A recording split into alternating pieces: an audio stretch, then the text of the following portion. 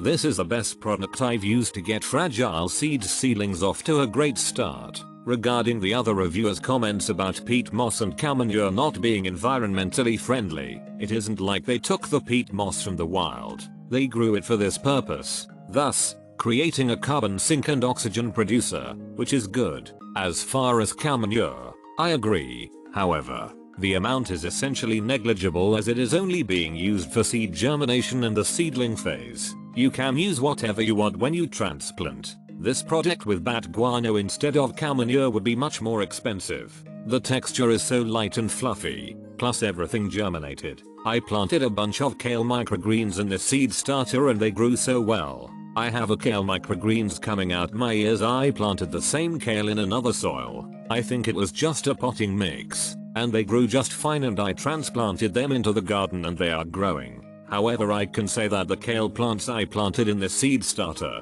the microgreens, grew way better and quicker. The seedlings grew taller and sturdier, so much so that I decided to transplant some of them into the garden as well. I planted the microgreens a good week or two after the kale I planted in the potting soil, and the kale from the seed starter mix are already bigger. I think it was pretty expensive soil, but it produced results for sure.